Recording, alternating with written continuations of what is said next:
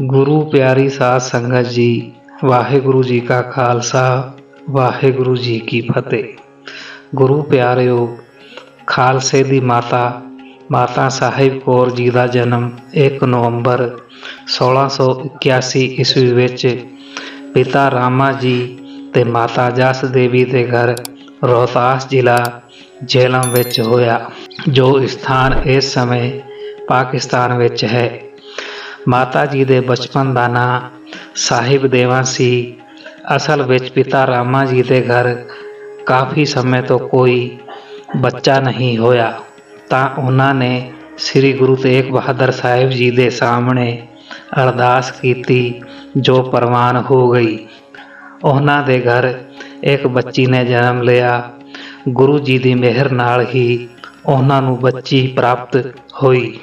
इस करके उन्होंने बच्ची का नाम साहिब देवा रखा, मतलब गुरु जी की दिती हुई बख्शीश। गुरु प्यारिओ, साहिब देवा के पिता भाई रामा जी श्री गुरु गोबिंद सिंह जी के बहुत प्यारे सेवक सी। यही कारण सी कि माता साहिब कौर जी बचपन तो ही बड़े धार्मिक विचारों वाली सी। माता जी नूं गुरमत का पूरा ज्ञान सी। जपजी साहिब, रहरास साहिब अते सोहला साहिब मूहों जुबानी याद सी। माता जी हर समय भगती विच लीन रहंदे सन। ओह बड़ी ही सुंदर ते मेल मिलाप वाली इस्त्री सी। इतिहास विच लिखिया है कि बचपन विच साहिब देवा जी जदों बहुत छोटी सी, तद उन्हां दे माता पिता ने अनेकां चमत्कार वेखे।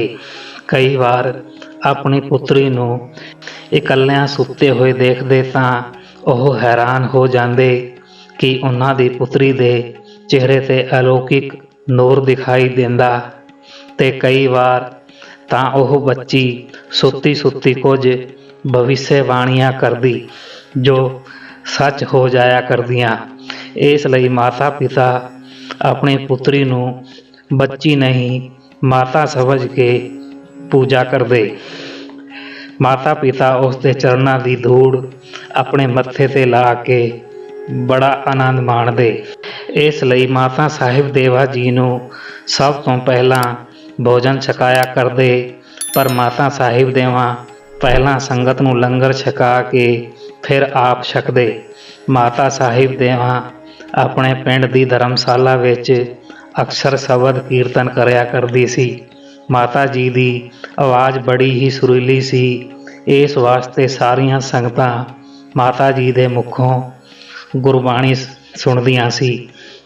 गुरु प्यारिओ, माता साहिब देवा जी नूं अपने माता पिता तो दया अते मानवता के प्रति प्रेम ते प्रभु के प्रति समर्पण विरासत तो ही मिलिया सी।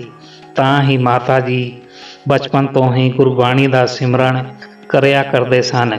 कई बार कई घंटे समाधि विच लीन रह के गुरु गोबिंद सिंह जी का सिमरन करते। इस तरह उन्होंने दिल ही दिल विच अपने आप नूं गुरु गोबिंद सिंह जी नूं समर्पित कर दिता।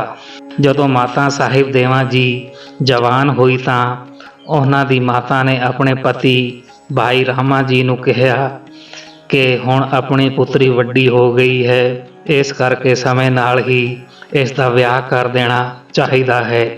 भाई रामा जी ने कहा, गुरु कृपा करे तां मैं विआह वास्ते बच्चा देखदा हाँ। पर माता घबरा के बोली कि साडी पुत्री तो बड़ी धार्मिक है, इस वास्ते वर लभना बड़ा कठिन है। तद भाई रामा जी ने कहा, साडी अरदास श्री गुरु गोबिंद सिंह जी के चरणों विच है, वह अपने आप ही कोई विधि बनाउणगे। साडा काम केवल गुरु जी के अगे अरदास करना है। गुरु प्यारिओ, इतिहास विच दर्ज है कि माता साहिब देवा जी दे कई थां रिश्ते की गल करनी शुरू कर दी, पर उन्होंने अपनी पुत्री के लायक कोई वर ना मिलिया। दूजे पासे माता साहिब देवा जी अपने रिश्ते दीयां गल्लां सुन के बड़ी निराश हो जाया करदी ते समाधि विच कई घंटे ਲੀਨ ਹੋ ਜਾਂਦੀ। ਮਾਤਾ ਜੀ ਦੇ ਨੇਤਰਾਂ ਦੇ ਸਾਹਮਣੇ ਕਲਗੀਧਰ ਦਸ਼ਮੇਸ਼ ਪਿਤਾ ਸ੍ਰੀ ਗੁਰੂ ਗੋਬਿੰਦ ਸਿੰਘ ਜੀ ਦਾ ਚਿਹਰਾ ਆ ਜਾਇਆ ਕਰਦਾ ਤੇ ਫਿਰ ਤੋਂ ਇੱਕਦਮ ਸ਼ਾਂਤ ਹੋ ਜਾਇਆ ਕਰਦੀ। ਉਹਨਾਂ ਦੇ ਹਿਰਦੇ ਦੀ ਤਪਸ ਗੁਰੂ ਗੋਬਿੰਦ ਸਿੰਘ ਜੀ ਦੇ ਸਾਖਸ਼ਾਤ ਦਰਸ਼ਨ ਕਰਕੇ ਸ਼ੀਤਲ ਹੋ ਜਾਂਦੀ। ਤਦ ਉਹਨਾਂ ਨੂੰ ਸੰਸਾਰਿਕ ਸੰਜੋਗ ਝੂਠੇ ਲੱਗਿਆ ਕਰਦੇ। ਇਸ ਤਰ੍ਹਾਂ ਉਹ ਦਿਲ ਹੀ ਦਿਲ ਵਿੱਚ ਸ੍ਰੀ ਗੁਰੂ ਗੋਬਿੰਦ ਸਿੰਘ ਜੀ ਨੂੰ ਆਪਣਾ ਪਤੀ ਪਰਮੇਸ਼ਵਰ ਮੰਨਣ ਲੱਗੀ। ਕਹਿੰਦੇ ਹਨ ਕਿ ਮਾਤਾ ਸਾਹਿਬ ਦੇਵਾਂ ਜੀ ਨੇ ਆਪਣੇ ਦਿਲ ਦੀ ਸਾਰੀ ਗੱਲ ਆਪਣੇ ਪਿਤਾ ਜੀ ਨੂੰ ਦੱਸ ਦਿੱਤੀ ਤੇ ਨਾਲ ਹੀ ਇਹ ਵੀ ਕਿਹਾ ਕਿ ਮੈਨੂੰ ਨਿਰੰਕਾਰ ਤੋਂ ਪਿਛਲੇ ਜਨਮ ਵਿੱਚ ਵਰ ਮਿਲਿਆ ਸੀ ਕਿ ਇਸ ਜਨਮ ਵਿੱਚ ਮੇਰੇ ਪਤੀ ਸ੍ਰੀ ਗੁਰੂ ਗੋਬਿੰਦ ਸਿੰਘ ਜੀ ਹੋਣਗੇ। ਮਾਤਾ ਸਾਹਿਬ ਦੇਵਾਂ ਜੀ ਨੇ ਕਿਹਾ, ਪਿਤਾ ਜੀ ਤੁਸੀਂ ਮੇਰੇ ਵਾਸਤੇ ਦੁਨਿਆਵੀ ਰਿਸ਼ਤਿਆਂ ਦੀ ਤਲਾਸ਼ ਨਾ ਕਰੋ। ਮੈਂ ਦੀਨ ਦੁਨੀਆ ਦੇ ਮਾਲਕ ਕਲਗੀਧਰ ਗੁਰੂ ਗੋਬਿੰਦ ਸਿੰਘ ਜੀ ਦੀ ਅਮਾਨਤ ਹਾਂ। ਮੈਂ ਇਸ ਜੀਵਨ ਵਿੱਚ ਉਹਨਾਂ ਦੇ ਚਰਨਾਂ ਦੀ ਦਾਸੀ ਬਣਨਾ ਚਾਹੁੰਦੀ ਹਾਂ। ਇਹ ਸਿਲਸਿਲਾ ਤਾਂ ਕਈ ਜਨਮਾਂ ਤੋਂ ਜਾਰੀ ਹੈ। ਗੁਰੂ ਪਿਆਰਿਓ, ਆਪਣੀ ਪੁੱਤਰੀ ਦੇ ਮੁਖੋਂ ਐਸੀਆਂ ਗੱਲਾਂ ਸੁਣ ਕੇ ਭਾਈ ਰਾਮਾ ਜੀ ਚੁੱਪ ਹੋ ਗਏ ਤੇ ਆਪਣੀ ਪੁੱਤਰੀ ਦੇ ਅੱਗੇ ਸਰਦਾ ਨਾਲ ਸਿਰ ਝੁਕਾ ਲਿਆ। ਗੁਰੂ ਗੋਬਿੰਦ ਸਿੰਘ ਜੀ ਦਾ ਨਾਮ ਸੁਣਦਿਆਂ ਹੀ ਮਾਤਾ ਸਾਹਿਬ ਦੇਵਾਂ ਜੀ ਦੇ ਪਿਤਾ ਦੇ ਮੂੰਹੋਂ ਨਿਕਲਿਆ, ਧੰਨ ਹੋ ਸ੍ਰੀ ਦਸ਼ਮੇਸ਼ ਪਿਤਾ ਗੁਰੂ ਗੋਬਿੰਦ ਸਿੰਘ ਜੀ, ਆਪ ਧੰਨ ਹੋ। ਉਹਨਾਂ ਦਾ ਹਿਰਦਾ ਖੁਸ਼ੀ ਨਾਲ ਝੂਮ ਉੱਠਿਆ ਕਿ ਉਹਨਾਂ ਦੀ ਪੁੱਤਰੀ ਗੁਰੂ ਗੋਬਿੰਦ ਸਿੰਘ ਜੀ ਦੀ ਪਤਨੀ ਬਣੇਗੀ। ਇਸ ਤੋਂ ਚੰਗਾ ਭਾਗ ਹੋਰ ਕੀ ਹੋ ਸਕਦਾ ਹੈ। ਪਰ ਇੱਕ ਪਾਸੇ ਜਿੱਥੇ ਪਿਤਾ ਦੇ ਮਨ ਵਿੱਚ ਖੁਸ਼ੀ ਸੀ, ਦੂਜੇ ਪਾਸੇ ਦੁੱਖ ਵੀ ਸੀ ਕਿ ਉਹ ਛੋਟੇ ਜਿਹੇ ਘਰ ਵਿੱਚ ਰਹਿਣ ਵਾਲੇ ਮਾਮੂਲੀ ਮਨੁੱਖ ਹਨ ਤੇ ਗੁਰੂ ਜੀ ਸਾਹਾਂ ਦੇ ਸਾਹ ਵੱਡੇ ਵੱਡੇ ਮਹਿਲਾਂ ਵਿੱਚ ਰਹਿਣ ਵਾਲੇ। ਐਸੀਆਂ ਗੱਲਾਂ ਸੋਚ ਕੇ ਭਾਈ ਰਾਮਾ ਜੀ ਨਿਰਾਸ਼ ਹੋ ਗਏ, ਕਿਉਂਕਿ ਉਹਨਾਂ ਨੂੰ ਕੋਈ ਮੇਲ ਹੁੰਦਾ ਦੂਰ ਦੂਰ ਤੱਕ ਨਜ਼ਰ ਨਹੀਂ ਆ ਰਿਹਾ ਸੀ ਤੇ ਸੋਚਣ ਲੱਗੇ, ਮੇਰੀ ਪੁੱਤਰੀ ਨੇ ਵਰ ਵੀ ਉਹ ਚੁਣਿਆ ਹੈ ਜੋ ਨਾ ਸਿਰਫ ਉੱਚੇ ਖਾਨਦਾਨ ਦੇ ਹਨ ਬਲਕਿ ਉੱਚੇ ਤੋਂ ਵੀ ਉੱਚੇ ਹਨ। ਪਿਤਾ ਆਪਣੀ ਪੁੱਤਰੀ ਦੇ ਵਚਨਾਂ ਦੀ ਉਲੰਘਣਾ ਨਹੀਂ ਕਰਨਾ ਚਾਹੁੰਦੇ ਸੀ। ਉਹ ਜਾਣਦੇ ਸੀ ਕਿ ਉਹਨਾਂ ਦੀ ਪੁੱਤਰੀ ਨੇ ਜੋ ਵੀ ਕਿਹਾ ਹੈ ਉਹ ਸੱਚ ਹੈ। ਇੱਕ ਪਾਸੇ ਚਿੰਤਾ ਤੇ ਇੱਕ ਪਾਸੇ ਹੌਸਲਾ ਵੀ ਬਹੁਤ ਸੀ, ਕਿਉਂਕਿ ਉਹਨਾਂ ਦੀ ਪੁੱਤਰੀ ਨੇ ਪਿਛਲੇ ਜਨਮ ਦੀ ਗੱਲ ਜੋ ਦੱਸੀ ਸੀ, ਉਹਨਾਂ ਨੂੰ ਸ੍ਰੀ ਗੁਰੂ ਗੋਬਿੰਦ ਸਿੰਘ ਜੀ ਤੋਂ ਤਾਂ ਉਮੀਦ ਹੋ ਗਈ ਕਿ ਗੁਰੂ ਮਹਾਰਾਜ ਜੀ ਗਰੀਬਾਂ ਦੀ ਜ਼ਰੂਰ ਸੁਣਨਗੇ। ਉਹ ਅੰਤਰਯਾਮੀ ਗੁਰੂ ਜੀ ਸਾਡੀ ਇੱਛਾ ਜ਼ਰੂਰ ਪੂਰੀ ਕਰਨਗੇ। ਕਹਿੰਦੇ ਹਨ, ਜਦੋਂ ਧਰਮਸ਼ਾਲਾ ਵਿੱਚ ਹਰ ਰੋਜ਼ ਦੀ ਤਰ੍ਹਾਂ ਸੰਗਤਾਂ ਸ਼ਬਦ ਕੀਰਤਨ ਕਰਕੇ ਇਕੱਠੇ ਹੋਏ ਤਾਂ ਭਾਈ ਰਾਮਾ ਜੀ ਨੇ ਪੱਕਾ ਨਿਰਣਾ ਲਿਆ ਕਿ ਉਹ ਆਪਣੀ ਜਾਨ ਤੇ ਮਾਨ ਦੀ ਪਰਵਾਹ ਕੀਤੇ ਬਗੈਰ ਗੁਰੂ ਜੀ ਕੋਲ ਪਹੁੰਚ ਕੇ ਆਪਣੀ ਪੁੱਤਰੀ ਨੂੰ ਗੁਰੂ ਜੀ ਦੇ ਸਪੁਰਦ ਕਰ ਦੇਣਗੇ। ਤਦ ਭਾਈ ਰਾਮਾ ਜੀ ਨੇ ਉਹਨਾਂ ਸੰਗਤਾਂ ਨੂੰ ਸਾਰੀ ਗੱਲ ਦੱਸੀ, ਜਿਸ ਨੂੰ ਸੁਣ ਕੇ ਸਿੱਖ ਸੰਗਤਾਂ ਬੜੀਆਂ ਖੁਸ਼ ਹੋ ਕੇ ਬੋਲੀਆਂ ਕਿ ਅਸੀਂ ਕਿਤਨੇ ਭਾਗਿਆਸ਼ਾਲੀ ਹੋਵਾਂਗੇ ਕਿ ਸਾਡਾ ਸੰਬੰਧ ਕਲਗੀਧਰ ਦਸ਼ਮੇਸ਼ ਪਿਤਾ ਜੀ ਨਾਲ ਜੁੜ ਜਾਏਗਾ। ਫਿਰ ਸਾਰੀਆਂ ਸੰਗਤਾਂ ਨੇ ਭਾਈ ਰਾਮਾ ਜੀ ਦੇ ਨਾਲ ਮਿਲ ਕੇ ਨਿਰੰਕਾਰ ਜੀ ਦੇ ਅੱਗੇ ਅਰਦਾਸ ਕੀਤੀ।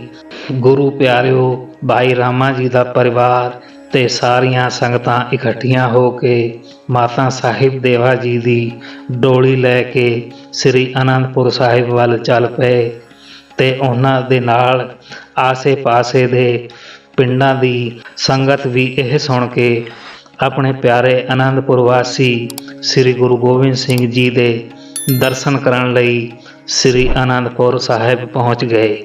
ਚਾਹੇ ਸਿੱਖ ਸੰਗਤਾਂ ਬਹੁਤ ਲੰਮਾ ਸਫ਼ਰ ਕਰਕੇ ਆਈਆਂ ਸੀ, ਪਰ ਉਹਨਾਂ ਦੇ ਚਿਹਰੇ 'ਤੇ ਕੋਈ ਥਕਾਵਟ ਨਹੀਂ ਸੀ।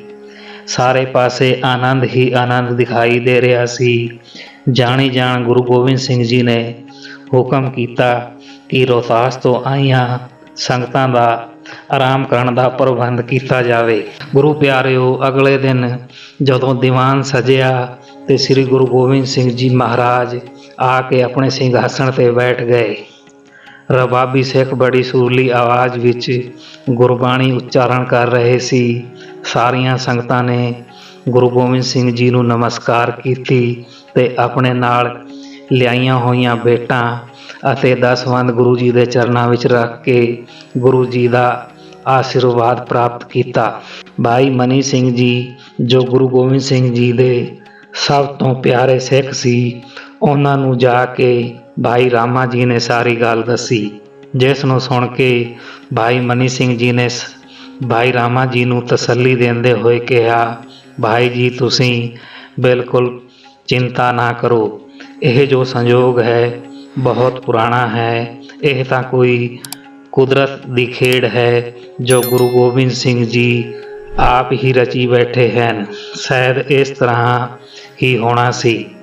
ਮਾਤਾ ਸਾਹਿਬ ਦੇਵਾਂ ਜੀ ਦੀ ਨਿਸ਼ਚਾ, ਆਪ ਜੀ ਦੀ ਸੇਵਾ, ਸੰਗਤਾਂ ਦਾ ਪਵਿੱਤਰ ਕਰਮ ਜ਼ਰੂਰ ਪ੍ਰਵਾਨ ਹੋਵੇਗਾ।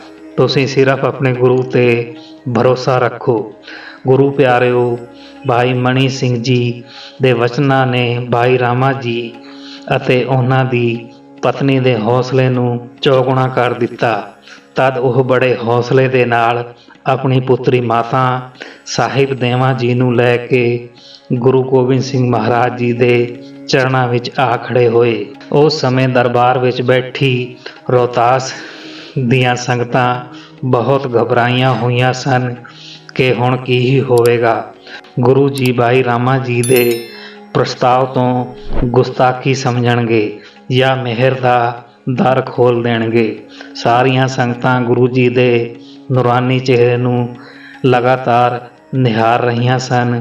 ਭਾਈ ਰਾਮਾ ਜੀ ਨੇ ਗੁਰੂ ਗੋਬਿੰਦ ਸਿੰਘ ਜੀ ਦੇ ਅੱਗੇ ਮੱਥਾ ਟੇਕ ਕੇ ਹੱਥ ਜੋੜ ਕੇ ਅਰਦਾਸ ਕੀਤੀ, ਹੇ ਸੱਚੇ ਪਾਤਸ਼ਾਹ, ਮੈਂ ਆਪਣੀ ਪੁੱਤਰੀ ਸਾਹਿਬ ਦੇਵਾਂ ਦਾ ਵਿਆਹ ਆਪ ਜੀ ਦੇ ਨਾਲ ਕਰਨ ਆਇਆ ਹਾਂ। ਆਪ ਜੀ ਕਿਰਪਾ ਕਰਕੇ ਮੇਰੀ ਪੁੱਤਰੀ ਨੂੰ ਆਪਣੇ ਚਰਨਾਂ ਦੀ ਦਾਸੀ ਬਣਾ ਲਓ। ਆਪਣੇ ਪਿਆਰੇ ਸਿੱਖ ਦੇ ਮੁਖ ਤੋਂ ਐਸੀਆਂ ਗੱਲਾਂ ਸੁਣ ਕੇ ਗੁਰੂ ਗੋਬਿੰਦ ਸਿੰਘ ਜੀ ਮੌਨ ਹੋ ਗਏ। ਕੁਝ ਦੇਰ ਬਾਅਦ ਗੁਰੂ ਜੀ ਨੇ ਵਚਨ ਕੀਤਾ, ਭਾਈ ਰਾਮਾ ਜੀ, ਅਸੀਂ ਗ੍ਰਸਥ ਧਰਮ ਤੋਂ ਸੰਨਿਆਸ ਲੈ ਕੇ ਬ੍ਰਹਮਚਾਰਿਆ ਧਾਰਨ ਕਰ ਲਿਆ ਹੈ। ਇਸ ਵਾਸਤੇ ਅਸੀਂ ਕੋਈ ਹੋਰ ਵਿਆਹ ਨਹੀਂ ਕਰ ਸਕਦੇ। ਅਸੀਂ ਭਵਿੱਖ ਵਿੱਚ ਕਈ ਜ਼ਰੂਰੀ ਕੰਮ ਕਰਨੇ ਹਨ, ਜਿਸ ਵਾਸਤੇ ਅਸੀਂ ਇੱਕ ਮਹਾਨ ਤੇ ਅਤੀ ਬਲਸ਼ਾਲੀ ਖਾਲਸਾ ਪੰਥ ਦੀ ਸਥਾਪਨਾ ਕੀਤੀ ਹੈ। ਇਸ ਲਈ ਇਹ ਅਤੀ ਆਵਸ ਹੈ ਕਿ ਸਾਡੇ ਬ੍ਰਹਮਚਾਰੇ ਦੀ ਪ੍ਰਤਿਗਿਆ ਕਾਇਮ ਰਹੇ। ਅਸੀਂ ਕਿਸੇ ਦੀ ਜ਼ਿੰਦਗੀ ਸੁੱਖਾਂ ਤੋਂ ਵੰਚਿਤ ਨਹੀਂ ਕਰਨਾ ਚਾਹੁੰਦੇ। ਗੁਰੂ ਪਿਆਰਿਓ, ਹਜ਼ੂਰ ਮਹਾਰਾਜ ਜੀ ਦੇ ਅਟਲ ਵਚਨ ਸੁਣ ਕੇ ਸੰਗਤਾਂ ਦੇ ਹਿਰਦੇ ਵਿੱਚ ਸਵਾਲ ਉੱਠਣ ਲੱਗੇ ਕਿ ਭਾਈ ਰਾਮਾ ਜੀ ਦੀ ਅਰਦਾਸ ਕੀ ਅਧੂਰੀ ਰਹਿ ਜਾਏਗੀ? ਨਹੀਂ, ਕਦੇ ਵੀ ਨਹੀਂ। ਪੂਰਨ ਭਰੋਸੇ ਵਾਲੇ ਗੁਰੂ ਸਿੱਖ ਸੰਗਤਾਂ ਦਾ ਵਿਸ਼ਵਾਸ ਸੀ ਕਿ ਸਿੱਖ ਦੀ ਅਰਦਾਸ ਕਦੇ ਵੀ ਵਿਅਰਥ ਨਹੀਂ ਜਾ ਸਕਦੀ। ਚਾਹੇ ਗੁਰੂ ਜੀ ਪਹਿਲਾਂ ਤੋਂ ਹੀ ਵਿਵਾਹਿਤ ਹਨ, ਪਰ ਦਰ ਆਈਆਂ ਸੰਗਤਾਂ ਨੂੰ ਕਦੇ ਖਾਲੀ ਹੱਥ ਨਹੀਂ ਮੋੜਦੇ। ਤਦ ਸੰਗਤਾਂ ਨੂੰ ਇਸ ਪ੍ਰਕਾਰ ਦੁਵਿਧਾ ਵਿੱਚ ਪਏ ਦੇਖ ਭਾਈ ਮਨੀ ਸਿੰਘ ਜੀ ਨੇ ਉਹਨਾਂ ਨੂੰ ਬੜੇ ਪ੍ਰੇਮ ਭਰੇ ਵਚਨਾਂ ਨਾਲ ਯਕੀਨ ਦਿਲਵਾਇਆ। ਭਾਈ ਮਨੀ ਸਿੰਘ ਜੀ ਦੀ ਸਲਾਹ ਨੇ ਭਾਈ ਰਾਮਾ ਜੀ ਦੇ ਹਿਰਦੇ ਵਿੱਚ ਫਿਰ ਤੋਂ ਹੌਸਲਾ ਦੇ ਦਿੱਤਾ। ਆਪਣੀ ਸੰਗਤ ਨੂੰ ਲੈ ਕੇ ਫਿਰ ਤੋਂ ਭਾਈ ਰਾਮਾ ਜੀ ਗੁਰੂ ਗੋਬਿੰਦ ਸਿੰਘ ਜੀ ਦੇ ਚਰਨਾਂ ਵਿੱਚ ਪੇਸ਼ ਹੋਏ ਤੇ ਆਪਣੀ ਸੰਵੇਦਨਾ ਪ੍ਰਗਟ ਕਰਦੇ ਹੋਏ ਦੁਬਾਰਾ ਤੋਂ ਅਰਦਾਸ ਕੀਤੀ, ਹੇ ਸਤਿਗੁਰੂ ਜੀ, ਜਿੱਥੇ ਆਪ ਜੀ ਨੇ ਬ੍ਰਹਮਚਾਰੇ ਅਪਣਾਉਣ ਦੀ ਪ੍ਰਤਿਗਿਆ ਲਈ ਹੈ, ਉਹੀ ਇਸ ਨਿਵਾਣੇ ਨੇ ਵੀ ਗੁਰੂ ਨਾਨਕ ਦੇਵ ਜੀ ਦੀ ਸੰਗਤ ਵਿੱਚ ਆਪਣੀ ਪੁੱਤਰੀ ਸਾਹਿਬ ਦੇਵਾਂ ਦੇ ਵਿਆਹ ਦੀ ਅਰਦਾਸ ਆਪ ਜੀ ਦੇ ਨਾਲ ਕਰ ਦਿੱਤੀ ਹੈ। ਇਹ ਪ੍ਰਣ ਸਾਡਾ ਨਹੀਂ ਬਲਕਿ ਸਾਡੀ ਪੁੱਤਰੀ ਦਾ ਹੈ।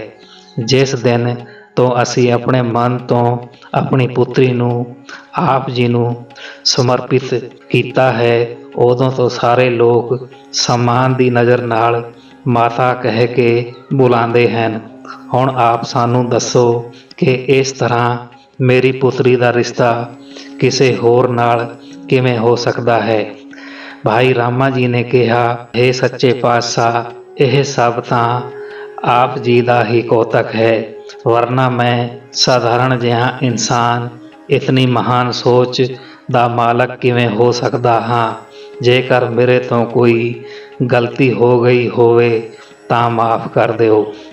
ਸੱਚੇ ਪਾਤਸ਼ਾਹ ਜੀ, ਇਹ ਪੁੱਤਰੀ ਆਪਣੀ ਬੇਟੀ ਕਰਕੇ ਨਹੀਂ ਬਲਕਿ ਜਗਤ ਮਾਤਾ ਕਰਕੇ ਪਾਲੀ ਹੈ। ਹੁਣ ਆਪ ਜੀ ਦੇ ਇਲਾਵਾ ਇਸ ਦਾ ਹੋਰ ਕੋਈ ਸਹਾਰਾ ਨਹੀਂ ਹੈ। ਇਹ ਤਾਂ ਹੁਣ ਆਪ ਜੀ ਦੇ ਨਾਮ ਨਾਲ ਜੁੜ ਚੁੱਕੀ ਹੈ। ਗੁਰੂ ਪਿਆਰਿਓ, ਤਦ ਸ੍ਰੀ ਗੁਰੂ ਗੋਬਿੰਦ ਸਿੰਘ ਜੀ ਨੇ ਮਾਤਾ ਸਾਹਿਬ ਦੇਵਾਂ ਜੀ ਵੱਲ ਵੇਖਿਆ, ਜੋ ਆਪਣੇ ਨੇਤਰ ਬੰਦ ਕਰਕੇ ਨਿਰੰਕਾਰ ਦੇ ਧਿਆਨ ਵਿੱਚ ਖੜੀ ਸੀ। ਮਾਤਾ ਜੀ ਦੇ ਦੋਵੇਂ ਹੱਥ ਅਰਦਾਸ ਵਿੱਚ ਜੁੜੇ ਸਨ। ਨੇਤਰਾਂ ਤੋਂ ਲਗਾਤਾਰ ਹੰਝੂਆਂ ਦੀ ਧਾਰ ਵਹਿ ਰਹੀ ਸੀ।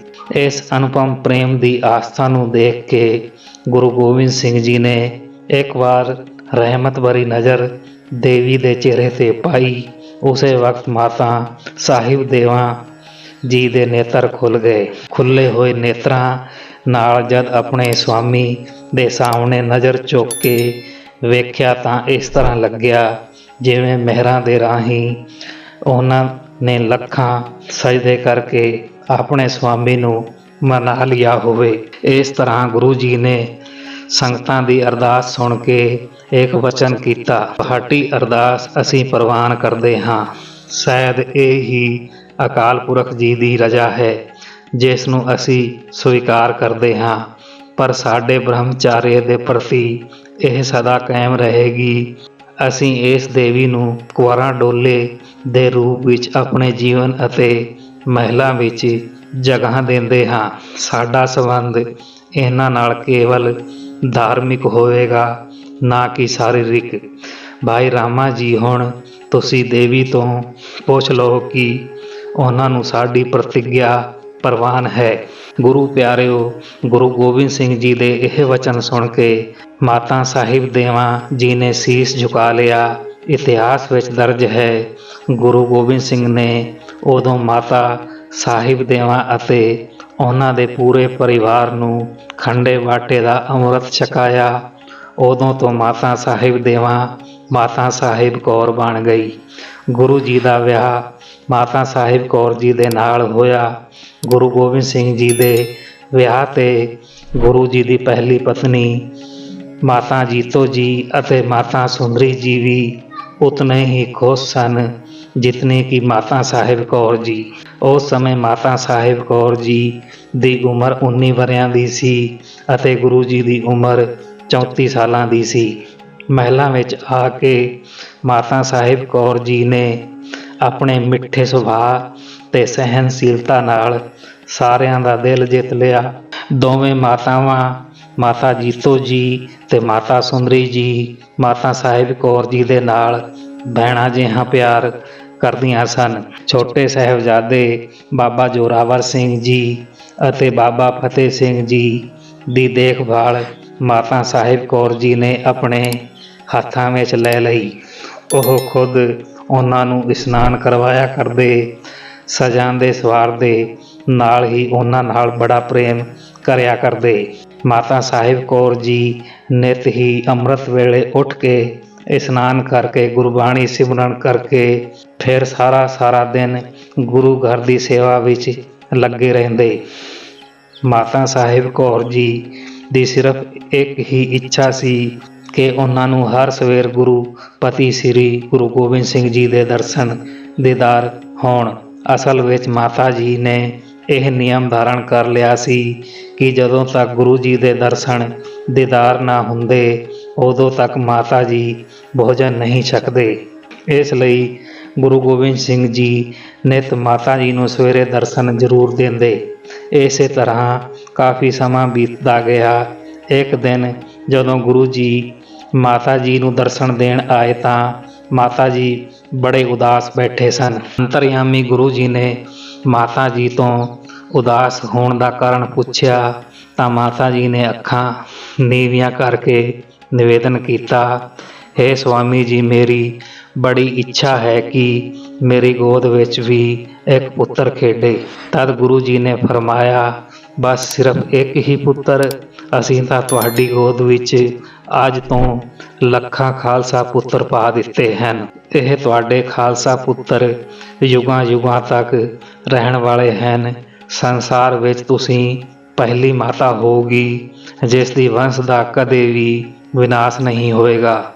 ਉਦੋਂ ਤੋਂ ਅੰਮ੍ਰਿਤ ਛਕਣ ਵੇਲੇ ਸਿੱਖਾਂ ਨੂੰ ਕਿਹਾ ਜਾਂਦਾ ਹੈ ਕਿ ਹੁਣ ਤੁਹਾਡੇ ਪਿਤਾ ਗੁਰੂ ਗੋਬਿੰਦ ਸਿੰਘ ਜੀ ਹਨ ਅਤੇ ਤੁਹਾਡੀ ਮਾਤਾ ਸਾਹਿਬ ਕੌਰ ਜੀ ਹਨ। ਇਸ ਲਈ ਮਾਤਾ ਸਾਹਿਬ ਕੌਰ ਜੀ ਨੂੰ ਖਾਲਸੇ ਦੀ ਮਾਤਾ ਦਾ ਮਾਣ ਪ੍ਰਾਪਤ ਹੈ। ਗੁਰੂ ਪਿਆਰਿਓ, ਮਾਤਾ ਸਾਹਿਬ ਕੌਰ ਜੀ ਨੂੰ ਜਿੱਥੇ ਖੁਸ਼ੀਆਂ ਮਿਲੀਆਂ ਉੱਥੇ ਹੀ ਉਹਨਾਂ ਨੂੰ ਕਾਫੀ ਸੰਘਰਸ਼ ਦਾ ਵੀ ਸਾਹਮਣਾ ਕਰਨਾ ਪਿਆ। ਵਿਆਹ ਦੇ ਕੁਝ ਮਹੀਨਿਆਂ ਬਾਅਦ ਮਾਤਾ ਜੀਤੋ ਜੀ ਸੱਚਖੰਡ ਚਲੇ ਗਏ। ਉਸ ਤੋਂ ਬਾਅਦ ਸ੍ਰੀ ਆਨੰਦਪੁਰ ਸਾਹਿਬ ਜੀ ਦਾ ਵਿਛੋੜਾ ਹੋਣ ਕਰਕੇ ਸਾਰਾ ਪਰਿਵਾਰ ਹਮੇਸ਼ਾ ਲਈ ਅਲੱਗ-ਅਲੱਗ ਹੋ ਗਿਆ। ਗੁਰੂ ਜੀ ਨੇ ਤਦ ਦੋਨਾਂ ਮਾਤਾ ਸੁੰਦਰੀ ਜੀ ਅਤੇ ਮਾਤਾ ਸਾਹਿਬ ਕੌਰ ਜੀ ਨੂੰ ਭਾਈ ਮਨੀ ਸਿੰਘ ਜੀ ਅਤੇ ਬਾਬਾ ਦੀਪ ਸਿੰਘ ਜੀ ਦੇ ਨਾਲ ਦਿੱਲੀ ਰਵਾਨਾ ਕਰ ਦਿੱਤਾ। ਕੁਝ ਦਿਨ ਬਾਅਦ ਉਹਨਾਂ ਨੂੰ ਵੱਡੇ ਸਾਹਿਬਜ਼ਾਦਿਆਂ ਦੀ ਸ਼ਹਾਦਤ ਦਾ ਪਤਾ ਲੱਗਿਆ। ਫਿਰ ਵੀ ਉਹਨਾਂ ਨੇ ਆਪਣੇ ਆਪ ਨੂੰ ਸੰਭਾਲੇ ਰੱਖਿਆ।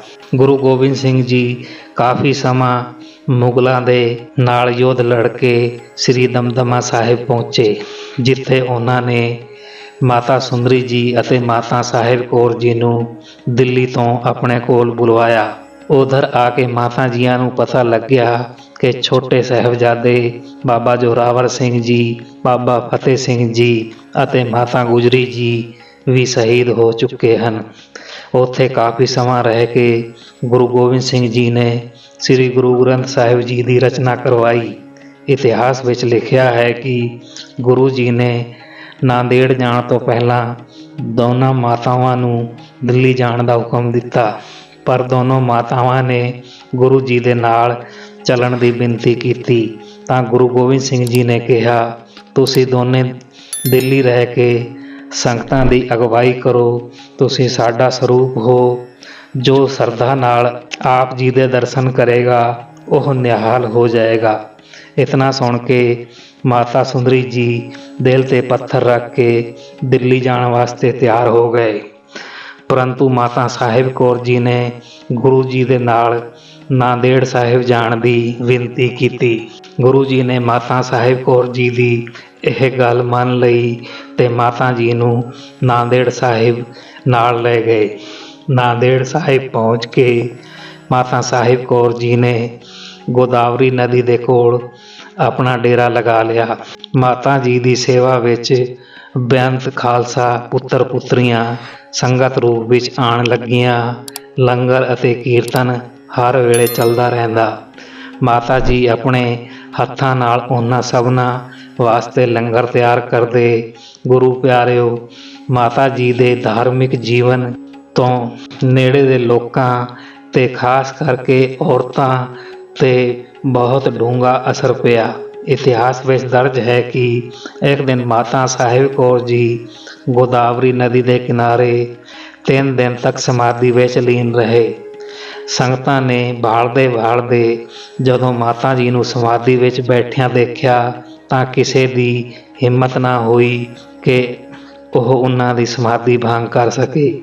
ਕਹਿੰਦੇ ਹਨ ਤਦ ਸੰਗਤਾਂ ਨੇ ਗੁਰੂ ਗੋਬਿੰਦ ਸਿੰਘ ਜੀ ਕੋਲ ਜਾ ਕੇ ਸਾਰੀ ਗੱਲ ਦੱਸੀ ਤਾਂ ਅੰਤਰਯਾਮੀ ਗੁਰੂ ਜੀ ਨੇ ਕਿਹਾ, ਮਾਤਾ ਜੀ ਦੀ ਸਮਾਧੀ ਭੰਗ ਨਹੀਂ ਕਰਨੀ ਕਿਉਂਕਿ ਉਹ ਅਤੀਤ ਵਿੱਚ ਚਲੇ ਗਏ ਹਨ।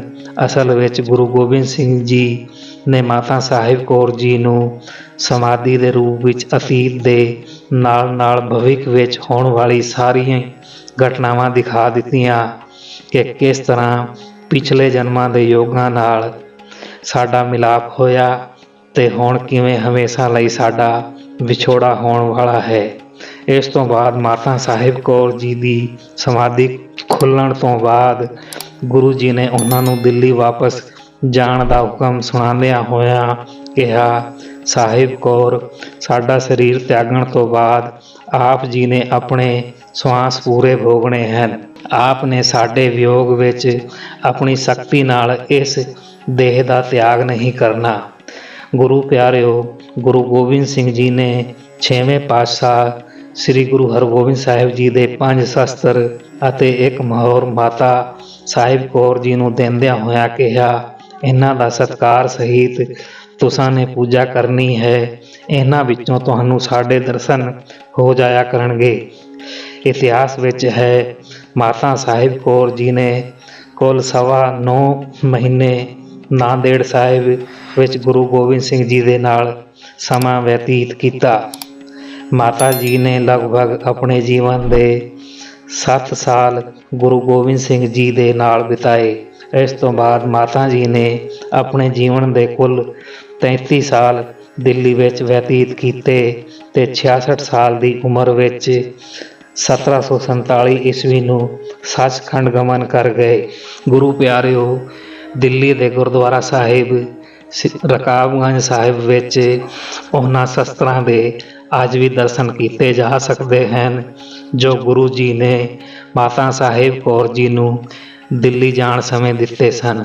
ਸੋ ਗੁਰੂ ਪਿਆਰੀ ਸਾਧ ਸੰਗਤ ਜੀ, ਹੋਈਆਂ ਭੁੱਲਾਂ ਚੁੱਕਾਂ ਦੀ ਖਿਮਾ ਬਖਸ਼ਣੀ। ਵੀਡੀਓ ਨੂੰ ਲਾਈਕ ਕਰਨਾ, ਯਾਰਾਂ ਦੋਸਤਾਂ ਨਾਲ ਸ਼ੇਅਰ ਕਰਨਾ। ਜੇ ਚੈਨਲ 'ਤੇ ਨਵੇਂ ਹੋ ਤਾਂ ਚੈਨਲ ਨੂੰ ਸਬਸਕ੍ਰਾਈਬ ਜ਼ਰੂਰ ਕਰ ਲੈਣਾ ਜੀ। ਵਾਹਿਗੁਰੂ ਜੀ ਕਾ ਖਾਲਸਾ, ਵਾਹਿਗੁਰੂ ਜੀ ਕੀ ਫਤਿਹ।